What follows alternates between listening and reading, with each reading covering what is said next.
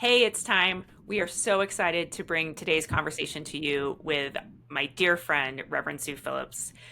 Reverend Sue is a spiritual advisor to many, and in her new role, she is combining technology and distribution with spirituality to reach the masses. I'm so fired up for this too because my background. I've been in e-commerce since 1999, and so it was all about bringing this technology and distribution to make things more accessible, like arts and crafts or wine. Eventually, in kids' content, trying to make that accessible for parents to curate based on what their appetite was for different content parameters.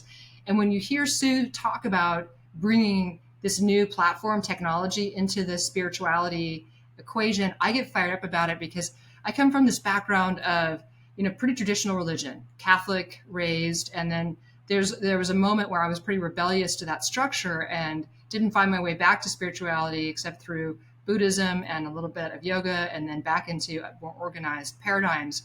But I feel like, especially in the last 4 to 12 years, the idea of spirituality has been almost weaponized. It's like it has to be through this religion or that religion or this expression or this gender. And the truth is, and I think Sue makes this so clear, the truth is it's everyone's accessible energy. It's everyone's uplift to be able to access spirituality, and the work that is underway to make that accessible through a platform that everybody is now engaging in. It fires me up. So I'm so excited to hear more from Sue and hear a little bit about the tactics of getting connected again to our spirituality and making that something expansive and uplifting. All right, so with no further ado, here we go. Hello, everybody. We're so glad to have you join us. I am here, of course, with our citizen scientist, Linsly Donnelly, and I can't wait to introduce all of you to Reverend Sue Phillips. My heart is just warm. Like, I have no other words. The excitement and anticipation I have had to be able to chat with her and introduce her to all of you is overwhelming. Thanks, Jen. What can I say? I mean, that's the kindest intro outside of my mother's intro to me to a neighbor recently that I can possibly have. Thank you. Oh my gosh, I'm so excited for this conversation. Jen, of course, has shared some of the dialogue that y'all have had a chance to really sit with in prior contexts. And we think about this audience in midlife women, there are a gazillion questions that jumped up. But before we dive into that, Sue, would you mind just giving a little bit of a background on how you came into this work in spirituality and strategic partnerships and kind of what you're doing right now? So we set the stage as we start to then fire all these great questions. Sure. Sure. What a pleasure. It's so good to be with y'all.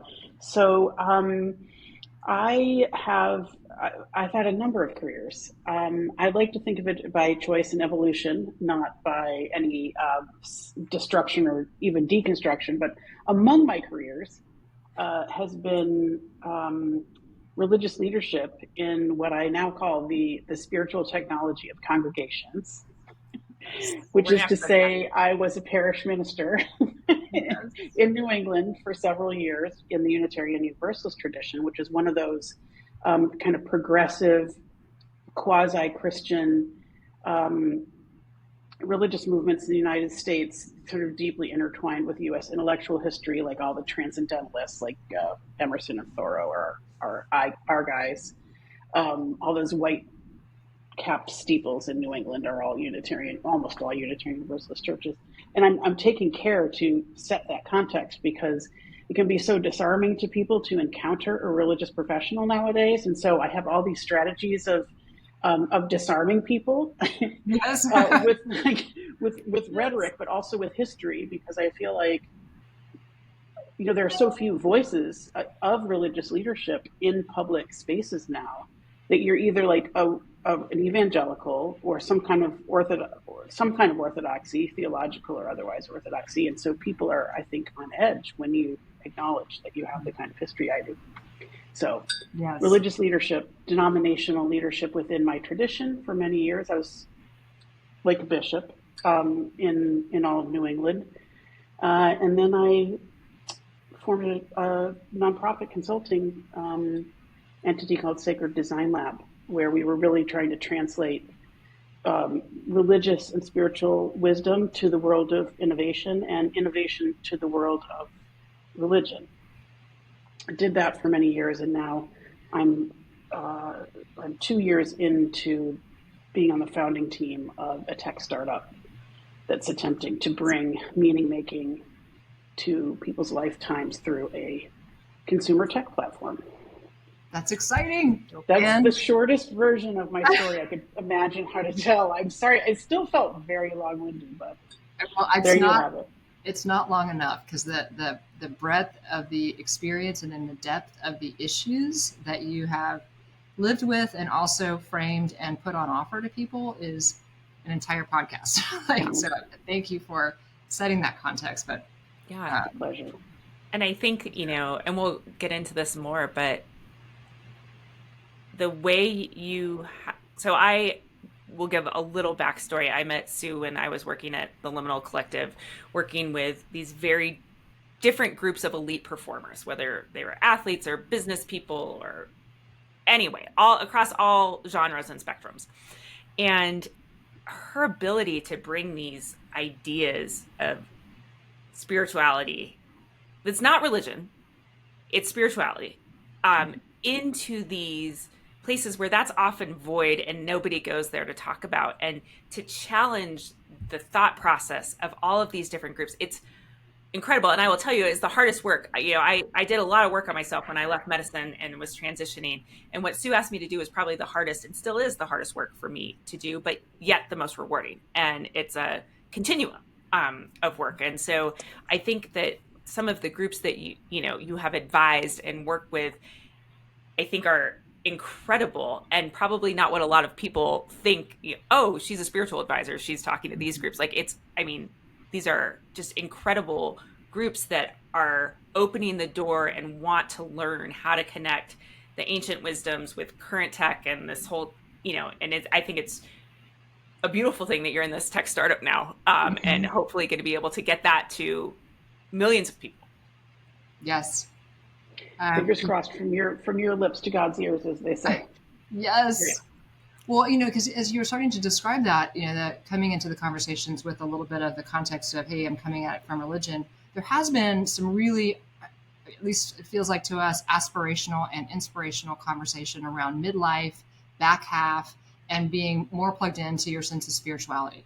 So that dialogue is happening. And I think it was, I can't remember if it was the Wall Street Journal or the New York Times that had the article recently about so many tech startup, ex startup CEOs, C office folks headed over to the Harvard Divinity School, in this intersection of trying to find purpose and meaning and translate it into a day-to-day paradigm.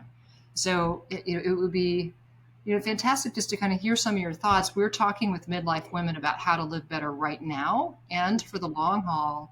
And we have these 5 pillars: movement, sleep, nourishment, and community. And then we thought about this 5th pillar, based a lot around the conversations that you and Jen have had around beyond, that sense of being bigger than oneself. And so the question really would be, ideas on how to help midlife women connect to that sense of something bigger, in some of the ways that you've worked with teams or individuals. Well, we're in luck because I think as women in midlife, we are uniquely able to sit and just pay attention to the questions that are emerging in our lives. And the questions for many of us, that are questions of meaning and purpose and ultimacy. I'll just call it as a shorthand, meaning just that which has to do with ultimate meaning and value, ours and other people's in the world. So that might be some fancy language, but the gist of it is, what am I for? What am I doing? Is this all there is? What do I need to do now to make of my life what I can, both in terms of personal meaning, my service to the community, the larger world. I feel like those are the questions of our everyday life, especially if we're emerging out of everyday active parenting for those of us who were parents or have been parents. Yes.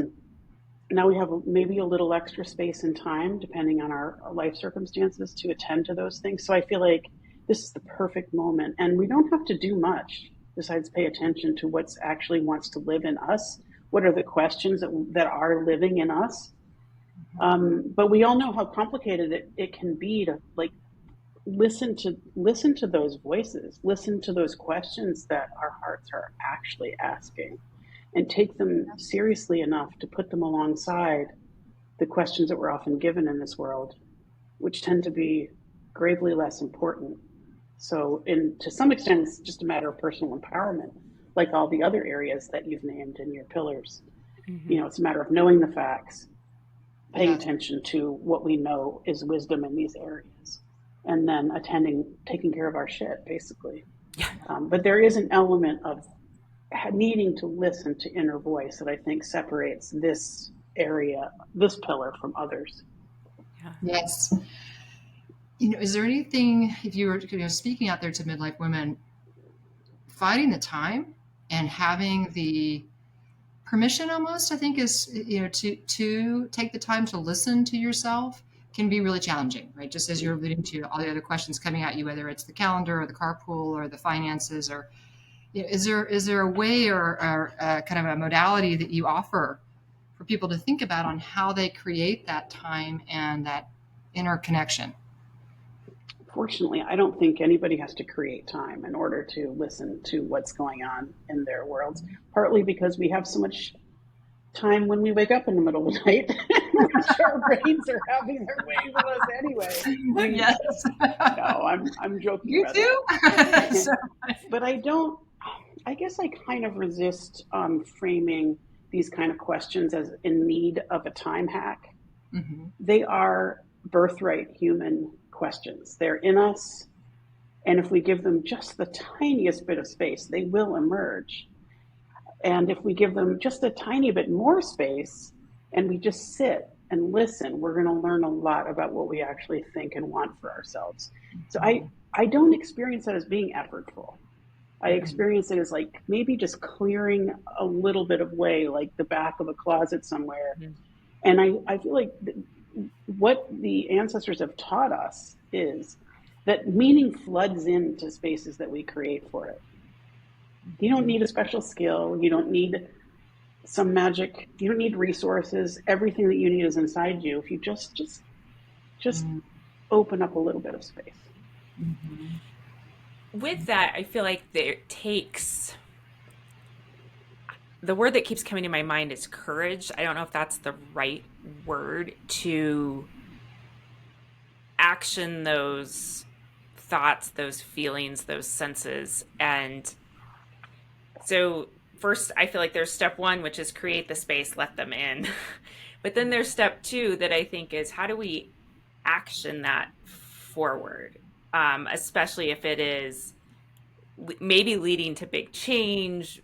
I just feel like that can be a very, especially in a time of life where a lot of things are shifting. Like maybe we're not parenting anymore. Maybe we're now parenting our parents instead of our children, or, all of these different roles that we start to play in this very kind of narrow space of life where I feel like things are changing on two ends of the spectrum quickly.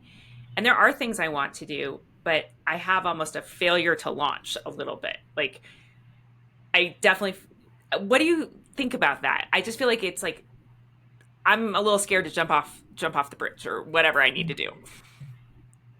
It's interesting. I've never heard failure to launch about that sense of possibility that we can't quite get out of our own way to do. And I really think that's what I think there's something there, Jen, because when when we have responsibilities, they pull us down. I'm perfectly willing to say down. Mm-hmm. But I want to turn this around to you guys because, well, I guess I have a caveat before I ask you the question. We really tend to frame improvements we want to make in our lives in terms of doing something in particular. And I'm gonna resist that again. I haven't done an actionable thing related to my spiritual life in years, because mostly how I attend to my spiritual life, and I'm really not exaggerating, is just showing up to my life with a certain orientation. It's not like I don't sit in meditation every day. I do sometimes, but not usually. I don't go to church. I don't serve a church anymore. I'm not doing religious-y things. It really is an orientation. And we develop orientations all the time. When our kid has autism, we study and learn about autism. When we need to cook a Thanksgiving meal for 20 people, we study recipes and then we go to the store and we make shit. And wow, my mouth is particularly foul in this podcast. Something It's about totally you transferring fine. it out of me. I just feel like that's what we need to do with this realm of life. And it means sometimes we're just thinking, sometimes we're uplifting some nascent impulse in us, sometimes we're just choosing to talk to a friend when we have wine with them at their house, sometimes it's going to be to go see that movie that is about a more serious topic. It's more of a lens than it is a suite of things we have to do, Kind of. which I hope feels reassuring to people. Now, a lot of people don't know how to do it, don't know how to do those things, which I think may be part of what's behind your question. But let me pause for a minute and get your reactions to some of that. Well, as you were describing it, one of the first things that you used to describe it was it's your birthright. And so what really resonates about that is you've come into this world with that birthright to be connected to a greater thing, to be connected to this terminology as spirituality, within or without a religion context, right? It's just this connection. And I think the challenge and the window in midlife is to take that pause and remember that that is your birthright, and remember that it's there, and just nourish it through the actions that feel like they authentically resonate with that chord within you. So it could be the nature, it could be the wine, it could be church, it could be prayers, it could be meditation, it could be running, but each of that, giving yourself a chance to hear that action, that daily action within the lens and the voice of the greater than one. I think, at least for me, that's what feels like that would be energizing or energetic to let it land there. And I think I'm incredibly comforted by it's not one more thing to put on the to-do list. That it is in me for me to explore and use how it's going to serve me. It's not, did I do my 10 minutes of meditation today? Check. Did I, because I do feel like some of these things, and we talk about this all the time, that some of these things that we know are going to benefit us, it does create quite a to-do list. And so to have something, and Linz, I love what you said about the birthright too, and reinforcing that has been in me forever, and it's mine, and I can choose to use it. But I don't, like, there's nothing I have to do, Right. is very reassuring. It's just there. Yeah. And I do think, I like the idea, because I'm a tactical person, so sometimes I need to do something because it fills a need, but I like just having that kind of aura and how you're showing up. And I know that's something that I've been trying to concentrate on a lot lately with everything that is going on in my life. Like, take a deep breath and show up in the right frame. And I feel really good about that when I can do it. It doesn't happen all the time. Well, let's use that as an example, if you don't mind, Jen, because what you just described is noticing an opportunity. You're suffering, someone around you is suffering. And by suffering, I don't mean like torture. I just mean you're noticing something that feels challenging. So you have the wherewithal to notice. You have the wherewithal to take a second. You have the wherewithal to make an intention towards how you want to be. And in that space of creating the intention, you have probably created enough space in yourself to actually orient you towards actually doing that intention. That is, if you only did one spiritual thing, that is perfect. Space, gap, set intention, do your best. And every single time we go through a cycle like that, we're creating just a little more space in us to do that the next time. And when we talk about spiritual practices, I'm using air quotes, we think it means like some sort of formalized spiritual discipline, but I'm naming what you just described as a spiritual practice. And like any other kind of practice, like with our bodies or our sleep, when we develop our ability to do that by repetition, we get better at it. Mm-hmm. The more we do it, the more we attend to that area of our life, the more naturally it comes to us in moments of struggle or celebration, for that matter. That's Mm-hmm. all there is to it. So finding those little moments and making a little bit more of them and realizing there is more solid ground to stand on than we are often aware. We just have to call ourselves down to it, really. It's always available. Yeah. Yeah, you're doing it, Jen. You're nailing it already. That's because I've spent a lot of time with you over the years. You have. I've had a good teacher. And I just love what you just said, like calling us down. Like I always feel like we're trying to go up, and no, like we just need to put our feet on the ground sometimes. You know, that's a very helpful mind frame for me. It's like, okay, put your feet on the ground, like settle down. Here we go. Yeah. Settle down. Yeah, but I think it's a the reason why we wanted to spend the time on this and repeatedly spend the time on this is that it feels like it is this important phase shift for so many people, and to give the anecdotes, and some people need the science, some people need the research to know, oh, this is, you know, good for me, so to speak, to be able to unlock that channel again and take the experience to pause with it and reflect and build that loop as you were describing it, Sue, to reframe how you come out into the world for this back half, or Jen and I sometimes call it the high half, you know, this the second half wave of life, and be able to share anecdotes with women about the fundamental importance of it. You know, so I used the word permission before. I think sometimes a lot of, especially midlife women, need permission in some way to take care of themselves, and this is a huge tool to do that. So I love the work that you're doing between just bringing the awareness to the reality that this is a tool that's worth, you know, holding on to. Yeah. And it's there for you when everything else is crap. It's there for you when you have chronic illness, when you didn't go for your run. It's there for you when, in fact, your dad is declining and there's nothing you can do about it. It's there when your kids won't talk to you. It's there when your car doesn't work, your job sucks. It's what's underneath everything else. And it's magnificence, it seems to me, about being human, that the thing that's underneath everything is also a source of such tremendous nurture. It can be. And it's, if I have one message to people who are listening, it's that it's yours too. It's just that so much conspires against our ability to see that. We tell ourselves some really weird stories about who this is for, but also we've been done to a lot in this realm. And women are very smart. We know it. Mm-hmm. We read the news. We remember our childhood experiences.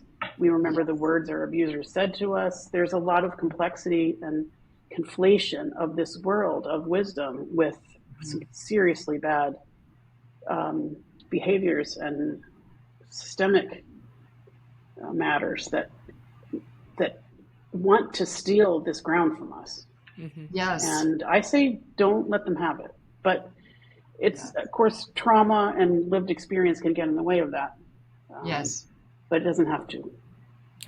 And I love that you brought that up. You know, as Jen and I were thinking about some of the things that are important in this conversation, one, you know, is the longevity, the history of, like, the ancestor path. You know, 25,000 years ago, I think one of the book ideas we talk about a lot is When God Was a Woman, or, you know, a lot of the research around what was going on 25,000 years ago versus 2,000 years ago versus 200 years ago. And so the religious structures and the paradigms and the languaging might change, but the fundamental spirituality component doesn't. You know, it's the packaging, and then that packaging gets humanitized, for a made-up word. And the essence of spirituality luckily doesn't. So I love that idea of it's yours too, or take it back, or it was born with you, or whatever it is that lands for someone, is it's a core truth that's accessible regardless of the way it, you know, the wrapping was delivered to you in a culture or in a media package. Well, this is one of the realms in which trying is everything. Trying is like there's no doing. It's ways of being. Mm. So it yeah, I feel like that's part of what's so beautiful about it is as complex as it can feel and as we can make it. This realm of like life's big questions and how we want to sit with our life amidst them. Um, all it takes is us to consider, is to think about them. And then if our life flows in behind a new discovery or a question that's really getting at us that we want to study, that we want to go after, this is one of the best resourced realms of human life in the history of humankind. I mean, there are resources for every personality, every culture, Mm. every identity type. There are theologians that have studied everything. There's poets, there's art, there's culture, there's plant medicine, there's for people who want to go into these things from their body, there's great. For their mind, that's great. For the mystical traditions, that's great. I mean, any way, any like shard of glass in the stained glass window that is religious and spiritual life of humans, you can find your shard That's That. so and good. sit in it for the rest of your life or pick another color. Yeah. All Yeah, beautiful. So like love that. this is extremely well resourced, but the first resource is always, I think, paying attention to our inner voice about what's real and what's true for us. Yeah, Yeah. I love that. And I think it's such an amazing time in our lives. And I think all three of us have been through like pretty significant transitions in this time period, changing careers, starting a big new project, getting ready to, to move, like really big things.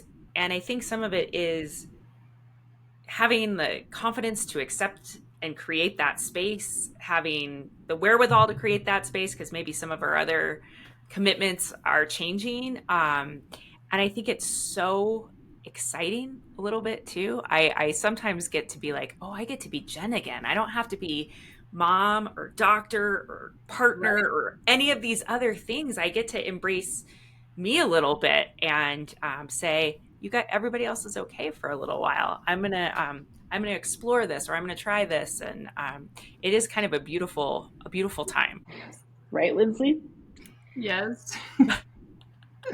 It is. Well, it makes me smile just to think about that. It's explore, but it's also a chance to try on a lot of hats and see what feels like your genuine hat and what resonates. And the set of action items or the set of trying to rebuild that loop, Sue, as you described it, it doesn't have to be the same formula each time, right? You can keep finding new rhythms to it or new ways to approach it or a new shard of glass as you described it. Um, so, I think there's a lot on offer, and continuing to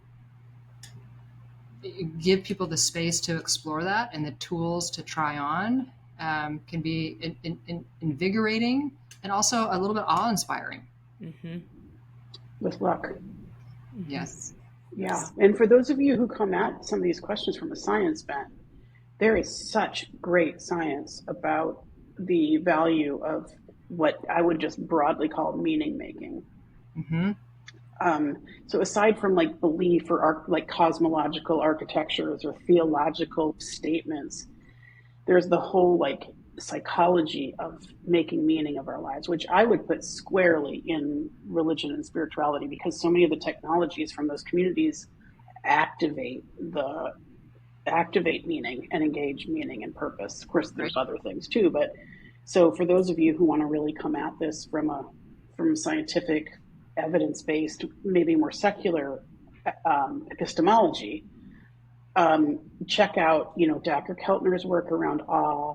There's amazing psychology around meaning, awe, purpose, uh, and reclamation, intention setting. So any if secular language and ways of knowing are your jam, and that's how you're going to feel most comfortable coming into some of these maybe vaguer questions, there's great science, and there's science backed questions you can ask yourself to come up underneath some of these things if more ethereal or metaphorical or abstract language isn't your jam. That's part of why this is such a rich area, because whatever language you speak, there are ways to pursue your whatever nascent interest and voice you have inside you. There are resources to meet your language, if you will. Yeah. There's a little bit of the tactical, though, how people start to go instead of going into just, a Google search for all of that, places where they can go to start to learn the continuum, maybe learn some of the modalities to see what fits, what feels right. Is there a spot you might say, start here? Yeah. I mean, honestly, you joked about starting at Google. I'd start at Google. Start with the large language models. Ask ChatGPT. You ask someone on the street. Ask your sister. Like, just ask. And honestly, I don't want to be flip about it because you're asking a serious question. But whatever, I love this because in my work right now, I am all about, I'm basically a prompt engineering right now, which for those of you who don't know, it's the emerging science of how do you ask artificial intelligence, in this case, large language models, to execute the instructions you intend. It's like, can you actually say it in a way that will result in an executed output according to your own instructions? It's a fancy way of saying, can you ask for what you want in a way that you're going to get an answer? How about a harder realm for it? Like, you can maybe do it in a recipe, cooking class. Yeah. So I'm bringing that up because it's like whatever way you have of asking your question. Like, I have questions about what life is for. Where should I look? Totally legit. Put it in Google, and you'll begin your search, because in this realm, the searching is the practice. I come from liberal tradition. There is a really strong element of seeking and not like finding answers. A lot of people find a lot of comfort in the answers, and I don't begrudge them that at all. But that process of just like, what am I asking? What could that be? I'm just gonna spend a few minutes with the Googles and checking out a few websites. What does it say? Then what do you learn from that? Go down that rabbit hole. It really is as simple as that. And I would really suggest that just carving out the time to pursue an interest like that is having a spiritual life. That's what it looks like, people. That's it. You're doing it. I love, and I don't want to call it a simplification because it's not, but I just love, like, it's so accessible if we just can get out of, I know I had to get out of my own way that to be spiritual, I needed to be in this type of building, thinking these types of thoughts at this type of day with these people around me. And that's just not at all. I mean, for some people, maybe that is, but like it's infinite, really. It's infinite in how you can access it, use it, find it for yourself, all of these things. I want to go back because I think this is such an interesting, almost paradox. And I know, like, combining the ancient world into tech startup and how you, like, kind of, and if you can't answer this because it's still under development, please don't feel any pressure. But I just think it's really interesting. Like, how do you go about sending this out into the masses? I think it's just fascinating to me. Like, well, it's a great question. So I have a way of thinking about what's happening in the religious world in the United States, especially right now. Yeah. Especially around like mainline Protestantism, Catholicism, even a lot of the evangelical Christian communities, where there's this overall state of institutional decline. And the way that I've studied for many years, and the way that I kind of arrive at the end of these years of observing and study, is that the distribution network for the human birthright wisdom about flourishing is stuck, and people can't access it anymore. It's stuck behind institutional walls people increasingly don't want to cross. They don't want to open those doors. The wisdom is still there. There's so much goodness in all these places. Of course, it can be complicated, but really there's so much. So I really think of the current moment as having a serious distribution problem for the wisest human wisdom. And a lot of those ancient technologies are just trapped. And if we frame what's happening in large measure as a distribution problem, then the solution are new means of distribution. And that is why I'm in tech, because I feel like technology is really, really good at asking and answering questions of how to deliver things in ways that people want to engage. And in fact, it's not just from a consumer perspective, although it's that too. It's in the literal psychology and science of user engagement. So my question, my personal vocational question has always been, how can I issue invitations into the world of meaning that people know they want to say yes to? Mm. Not as an evangelical element, it's not a big part of my tradition, but as a recognition that this is there for you too. And I want you to have it because I think it's going to make the world a better place if we all operate more from that space. So I feel like the reason I've made a move to tech, I still consider myself I'm a soul-centered designer. I'm very much myself in that context, but I really want to try to improve that distribution by embedding some of this ancient technology and wisdom in these new distribution methods. Mm-hmm. Mm-hmm. That is very cool. That is just such a compelling way that you've put it. As I was thinking about my own anecdote of my own personal journey in religion and spirituality, there's a point in life where you're a teenager or your early 20s, and it's almost rebellious to push away from the religious paradigms, push away from spirituality. And then right now, at this moment in life, it actually feels rebellious to embrace it to some degree, right? To stand up and say, yeah. And that is the draw of, sit with it, take it back and hold it.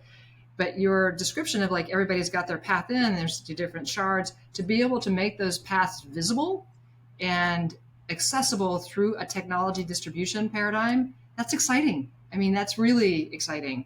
And thinking about how would they find their way, and the user types that would plug into the different components of that distribution. And that's really exciting. Framing the problem the right way, the innovation world would tell us, is 99% of the challenge.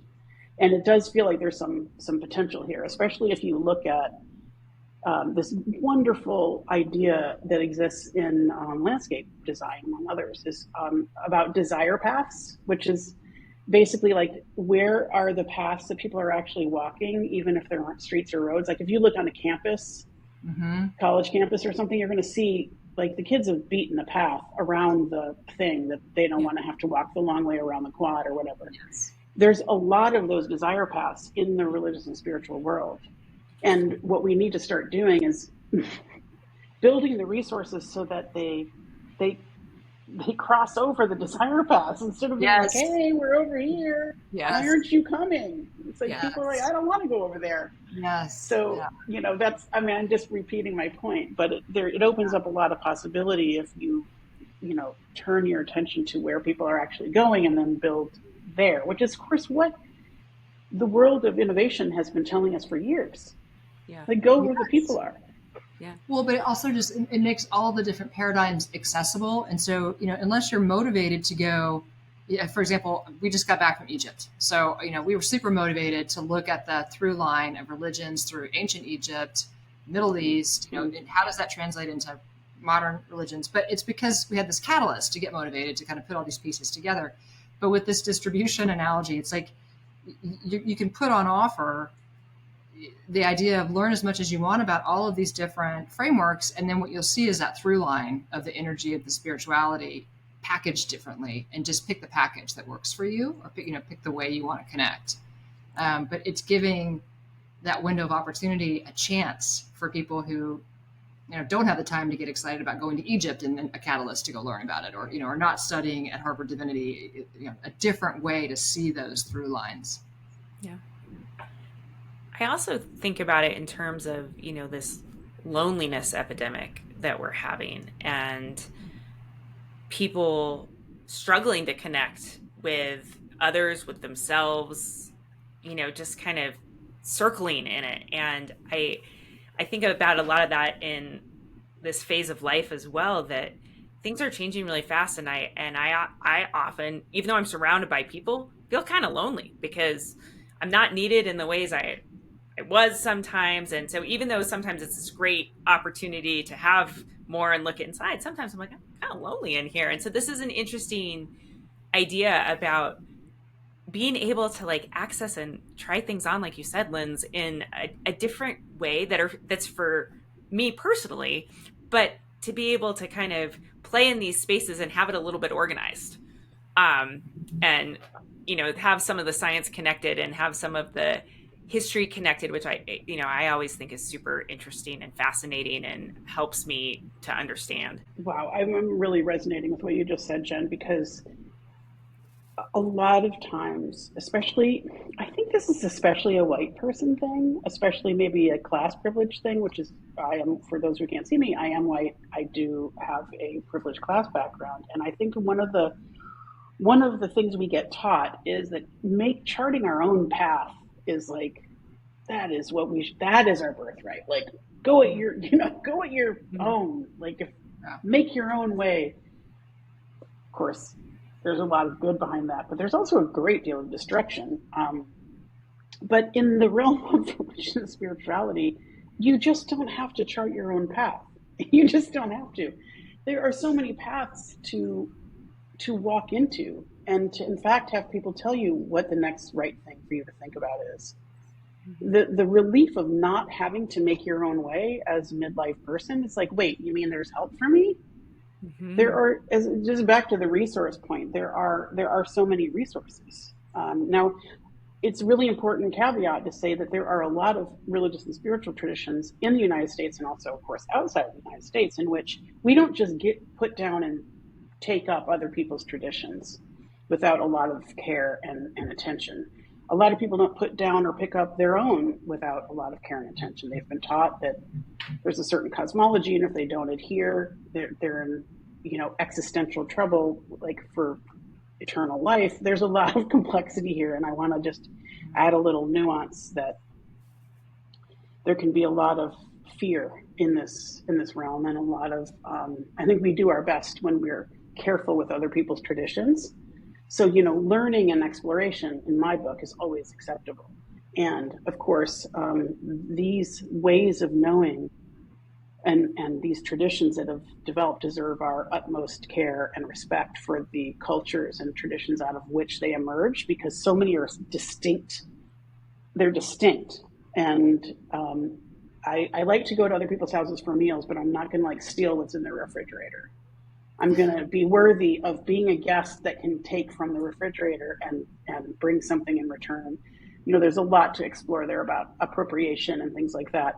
But if people attend to those questions with care, I think we can go almost anywhere in this space. That's awesome. That's awesome. So I know we're almost out of time. How can we help in this new venture? We'd love to be supportive in any way we can. Where can people find you, check in? You can't find us yet. Okay. We're probably not going to have anything public to show the world for probably 6 months or so. But, Okay. We have seed funding. We're well underway in product development, but we're in stealth. So I can't say too much about it, but thank you so much for that question. I will be delighted to tell you how to engage. I think you're probably going to know about it. I think hopefully you'll hear a little bit about it. We'll see. We'll have that be our litmus test if you all hear independently of what I'm up to. Okay. But I'll send, as soon as something's public, I would love to share it with you and your communities. Hopefully there'll be something there for people. Very much along the lines, Jen, by the way, of your notice, take a moment, intend, mark your intention, and try to do the thing, and then reflect on how you did. That will be very recognizable to you in this world that we're building. I love it. Lindsay, you got any follow-up?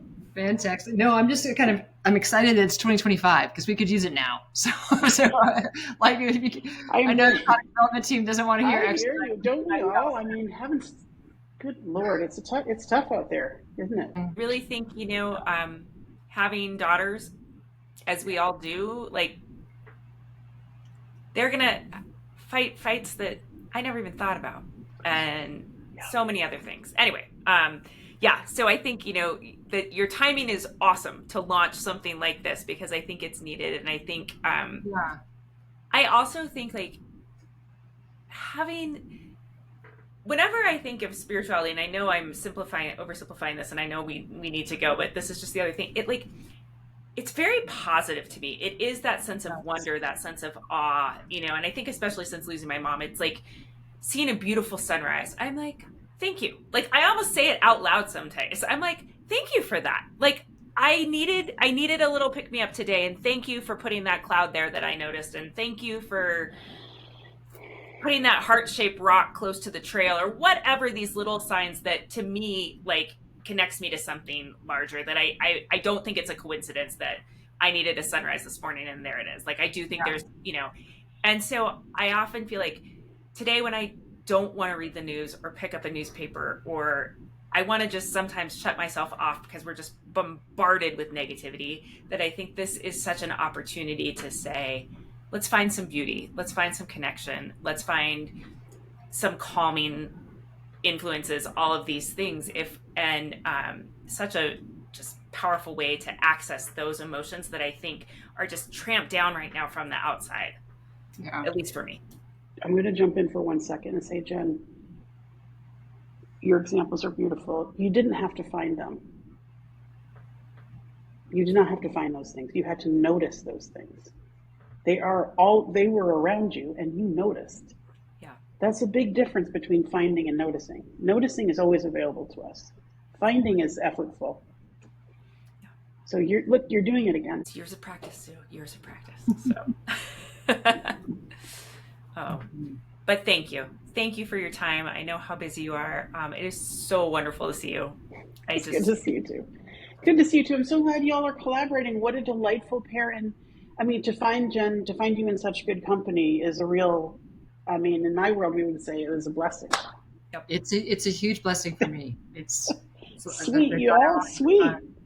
I know we're running out of time, but I'm super excited about the work. But I really, I guess, appreciative or grateful for the expansiveness and the accessibility framing of spirituality, because I feel like that's something that's taken a beating in a lot of these conversations in different domains. Is the accessibility and the reminder that it's noticing, and it is expansive. It is a expansive force, and a connected force. So thank you for doing that work. May it be so, right? Yeah. And thank you for the time. Yeah, back at you. Wow, Jen, I just feel uplifted. I feel a sense of hope and possibility. I just so appreciate everything Sue brought to this conversation, but also what she's bringing out into the world with the work she's doing in stealth mode. Absolutely. There's probably very few people that I talk to that I leave conversations feeling the way I do after I have an opportunity to be around Sue. I think what she has on offer, so many of us are craving and just not quite sure where to start. So I Yeah. love, she talks about the birthright, and you brought that up several times today. Yeah, just knowing that it's your birthright, lead into that, and it's an expansive, it's a possibility realm, and it's accessible to everyone, no matter what framework you might have come into spirituality through and still be participating in, or have left and be redefining. I mean, she had really tactical ideas, even though it feels like an abstract topic. Like, just listen to yourself. Yeah, absolutely. So thank you, Sue. Thank you, Reverend Sue, for spending the time with us and taking the time. Yes, hopefully that felt like something that was an uplift for so many of us and spending time with us. And please share this, especially as we're getting into this season of celebration and families and all sorts of different conversations and traditions. This idea that spirituality is birthright. Please share that with your community and uplift. Thanks so much. Thank you. Thank you so much for spending your time with us here today. If you liked what you heard and you got some tips on how to live better right now and for the long haul, please help us reach more midlife women. Please share and rate and like this show. And we can't wait to continue the dialogue with you on our next episode. Until then, thank you. It's time.